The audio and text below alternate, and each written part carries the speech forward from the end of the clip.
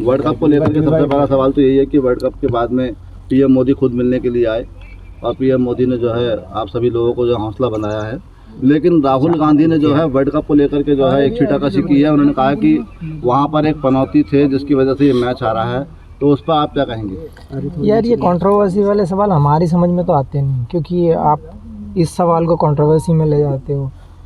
Basic चीज़ों पे ध्यान दो, जिस चीज़ पे आपने पूरे 2 महीने से मेहनत की है उस चीज़ पे ध्यान दो। ये पॉलिटिकल एजेंडा, ये जो चीज़ें आप जो बीच में लाते हो, मुझे समझ नहीं आता ये सब चीज़। अच्छा, तो अब जो क्या रहा जो वर्ल्ड कप में क्या कमियां लगी हैं आपको कि कुछ और सुधार की ज़रूरत है? यार ओवरऑल तो आपने देखा है कि बहुत अच्छा परफॉर्म रहा है सबका, क्योंकि 11 में से 10 मैच जीते हैं, 10 में से 10 जीते थे उस टाइम।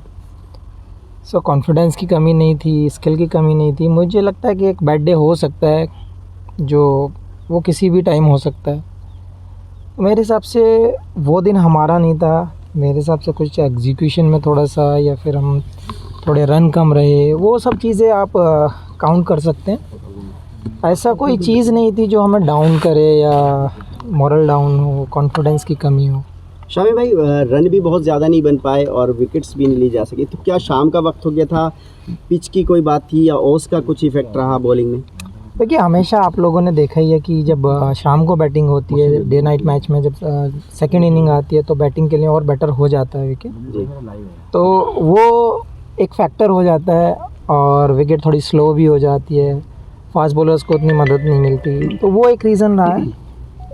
सामी भाई आपने जो है आपने पूरे देश में नहीं पूरी दुनिया में अमरोहा का भी नाम रोशन किया है, भारत का भी नाम रोशन किया है, और सरकार यहाँ आपके यहाँ पर स्टेडियम के लिए बाकायदा यहाँ ज़मीन तलाशी जा चुकी है, उसका प्रस्ताव जा चुका है, उसको लेकर क्या कहेंगे आप? उसके लिए सबसे पहला थैंक्स बोलना चाहूँगा सरकार का भी, और जिसने भी ये स्टेप लिए हैं सब ने मिलकर, स्पेशली उत्तर प्रदेश सरकार ने, क्योंकि बहुत ज़रूरी है।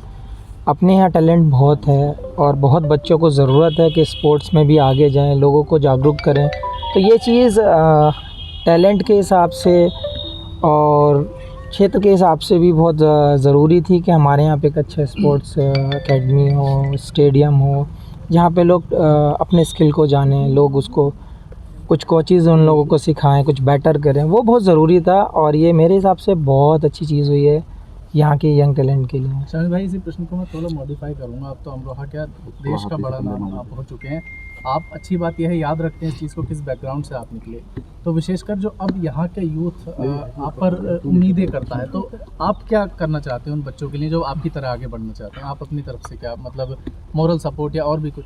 देखिए, हमेशा से मैं बात करता आया हूँ, क्योंकि जब जो जनरेशन आ रही है, जो टाइम अभी का दिख रहा है लोगों में, जो हमारी ज़रूरतें बन गई हैं, तो मेरे हिसाब से एजुकेशन, हेल्थ, स्पोर्ट्स, ये सारी चीज़ें काउंट करके हम अच्छा कल्चर क्रिएट कर सकते हैं। तो उसमें मैंने पहले भी बोला था, अगर मेरी कहीं ज़रूरत है हमारे यहाँ के यंग टैलेंट को, यंग यूथ को, या किसी भी डिपार्टमेंट में मेरी ज़रूरत है, मैं खड़ा हूँ। और ये यंग जनरेशन को भी सोचना पड़ेगा कि हमें किस वे में जाना है, हमारा कौन सा टैलेंट है, तो वो चीज़ें बहुत ज़रूरी होती हैं। हाँ, फैसिलिटीज़ कभी कभी ऐसा होता है कि जब विलेज में नहीं मिल पाती हैं, लेकिन अब मुझे लगता है कि बहुत सारी चीज़ें सामने भी आ रही हैं, गवर्नमेंट भी हेल्प कर रही है इन चीज़ों में। तो अब यूथ का यही है कि आपको एक स्टेप ऊपर आना है, आपको अपना मैच्योरिटी दिखाना है, अपना स्किल दिखाना है और देश का नाम रोशन करना है। शामी भाई, प्रधानमंत्री जी से आपकी मुलाकात हुई, क्या बातचीत हुई और आगे क्या रणनीति रहने वाली है?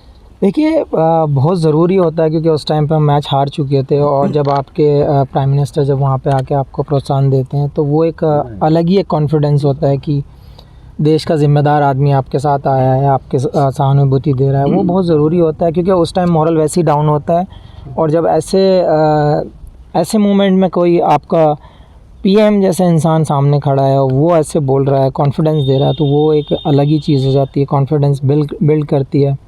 मुझे लगता है ये बहुत बड़ा पार्ट है। शामी भाई, अपनी टीम ने 10 के 10 मैच बहुत अच्छी तरह से जीते, और जब फाइनल की हम बात करें, हालांकि मोराल अब था टीम का, लेकिन ऑस्ट्रेलिया के सामने फाइनल में हमारी टीम इंडिया कहीं दिखी नहीं। बैटिंग, फील्डिंग में भी थोड़ी सी हमारे लूज पॉइंट्स रहे, तो क्या कारण था? क्या बड़े मैच का दबाव था या कुछ और बात रही? या वीआईपी का जो मोमेंट था, क्या वो भी एक प्रेशर था?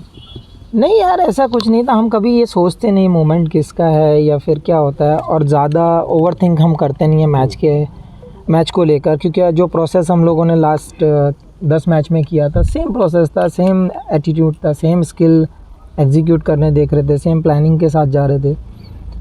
मैं फिर से वही कहूँगा कि एक बैड डे हो सकता है और वो शायद हमारा फाइनल। पहले 4 मैच में बाहर रहे आप टीम से, तब क्या दिमाग में चल रहा था, क्या सोच रहे थे? यार मेरी अप्रोच एक ही थी, क्योंकि वर्ल्ड कप जैसी चीज़ है, क्योंकि आपके जो 15 हैं, मेरे साथ अश्विन भी बाहर थे, तो अगर 600-700 विकेट लेके बेंच पे बैठा तो टीम की क्या कैपेसिटी होगी आपको आइडिया लग जाता है।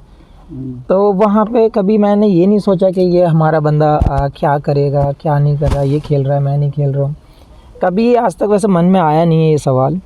मैं हमेशा यही चाहता हूँ, अगर मैं बैठा हूँ और कोई 11 प्लेयर खेल रहे हैं तो वो अच्छा ही करके आएँ, टीम के लिए बेटर करके आएँ, टीम को जिता कर लाएँ, वो हमारा मेन गोल रहता है। क्या कारण रहा कि जो रन 240 तक ही आ पाए? क्या पिच की कमी मानी जाए इसको? दोबारा पूछो। क्या कारण रहा स्कोर जो कम रहा है, या पिच की कमी मानी जाए इसमें, या फिर जो प्रदर्शन करना था, जैसे आस और उम्मीद तमाम आवाम को आप लोगों पर लगी थी, तो उसके लिए क्या संकेत हैं आपकी तरफ से? देखिए बहुत सारी चीज़ें काउंट, टेक्निकली अगर आप देखना चाहें तो डे नाइट मैच में हमेशा बैटिंग शाम को अच्छी होती है, पिच स्लो हो जाती हैं, वो सब चीज़ें काउंट तो आपको करनी पड़ेंगी क्योंकि वो टेक्निकल हैं। तो अगर सामने वाली टीम जीतती है टॉस और वो बैटिंग को हमें इनवाइट करती है तो हमें बैटिंग करनी ही होगी, तो वो एक हो सकता है कि हाँ वो उन लोगों को एक बेनिफिट है। सेकंड की रन आपने देखा ही है कि 240 रन फाइनल में एक ऐसी टीम के अगेंस्ट, मेरे हिसाब से 30-40 रन और बनते तो मैच में और ज़्यादा मज़ा आता, हो सकता है रिजल्ट हमारे फेवर में होता। तो क्या पहले खेलना जो है वो हार की बड़ी वजह है? यार वो हमारे हाथ में नहीं था क्योंकि हम टॉस जीते नहीं है, क्योंकि वो सामने वाला अगर बॉलिंग करना चाहता है तो वो टीम को बॉलिंग करनी पड़ेगी। एक फोटो वायरल हो रहा है, वो वर्ल्ड कप पे पैर रखे हुए हैं। यार मुझे ये चीज़ बहुत मुझे भी हर्ट हुई है, क्योंकि जिस ट्रॉफ़ी के लिए कंट्री की सारी टीमें लड़ती हैं, जो अचीवमेंट कर आप पाना चाहते हैं, जो ट्रॉफ़ी आप अपने हाथों में सर के ऊपर उठाना चाहते हैं, वो ट्रॉफ़ी पैर पर लगाना वो मुझे भी अच्छा नहीं लगा और ऐसा करना भी नहीं चाहिए। समीर भाई, जब प्रधानमंत्री से आपकी मुलाकात हुई थी तो उस दौरान हालांकि इंडिया मैच हार चुकी थी, हमारी सरजमी पे मैच हो रहा था, प्रधानमंत्री ने किस तरीके से आप लोगों का जो क्या बात हुई, वो आपके ये आप मुझसे सुनना चाहते हो? आपको वीडियो भी सोशल मीडिया पर घूम रही है, ऑडियो के साथ घूम रही है, आप लोगों ने देखा ही है कि कैसे उन्होंने सबका साहस बढ़ाया है, कैसे उन्होंने सबसे मुलाकात की है। ये बहुत अच्छा लगा हम लोगों को, क्योंकि प्रधानमंत्री का आना एक छोटी चीज़ नहीं है। आपने 7 विकेट लिए थे भाई, आप शानदार आपका प्रदर्शन था, उस पर प्रधानमंत्री जी ने आपको कुछ कहा? हालांकि सौगात तो मिल गई है, योगी सरकार ने आपको दे दी है। देखिए मेरी हमेशा कोशिश यही है कि कंट्री के लिए बेटर करते रहें और अच्छा करते रहें, टीम जीतती रहे, और मेरा यही कहना है कि सब लोगों को अपना 100% देते रहो, कंट्री को जिताते रहो। सौगात की तो हम कभी नहीं सोचते हैं, सौगात ये दी है, ये हमारा सौभाग्य है कि हमारे डिस्ट्रिक्ट के लिए एक स्टेडियम मिला है, उसको अच्छे से यूटिलाइज़ किया जाए, उसमें से कोई ना कोई प्लेयर बाहर निकल कर आना चाहिए, उस चीज़ पे हमारा फोकस होना चाहिए। समीर भाई, आपने लॉकडाउन में लगातार यहाँ मेहनत की, क्या उसी का नतीजा कि आप जो है लगातार इतने विकेट लेते रहे? भाई मेहनत हमेशा रंग लाती है, आपको पता ही है, सब लोगों का कहावत में भी यही है। तो मेहनत तो आप घर पे करो, बाहर करो, मेहनत अगर करोगे तो शायद रंग तो लाएगी।